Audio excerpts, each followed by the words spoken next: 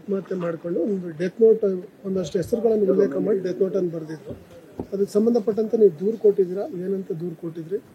FIR ಕೂಡ ಆಗಿದೆ. FIR ಅಲ್ಲಿ ಯಾರೆಲ್ಲ ಹೆಸರುಗಳನ್ನು ನಮೂದನೆ ಮಾಡಿದ್ದಾರೆ? ವಿನಯ್ ನನ್ನ ತಮ್ಮ, ಅವನ ಡೆತ್ ನೋಟ್ ಅಲ್ಲಿ 4 ಜನರ ಹೆಸರಿತ್ತು. ಅದೇ ಪ್ರಕಾರ ನಾವು FIR ಇದಕ್ಕೆ ನಾವು ಕಂಪ್ಲೇಂಟ್ ಕೊಟ್ಟಿದ್ದು ಇಲ್ಲಿ ಹೆಣ್ಣೂರು ಪೊಲೀಸ್ ಸ್ಟೇಷನ್ಗೆ. ಸೊ ನಾವು ಅದನ್ನ ಆದಮೇಲೆ 3-4 ಗಂಟೆ ಆದಮೇಲೆ ಪುನಃ ನಮಗೆ FIR ಕಾಪಿ ಬಂದಾಗ ಅದರಲ್ಲಿ ಒಬ್ಬನೇ ಹೆಸರು ಹಾಕಿದ್ದಾರೆ.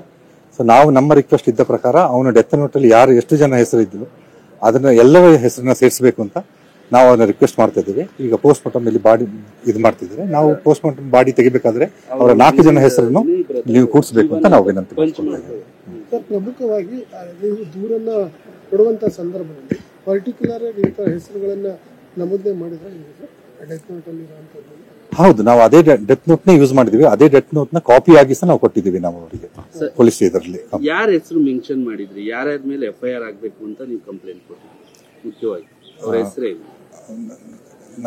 4 ಜನ ಇದ್ದಾರೆ.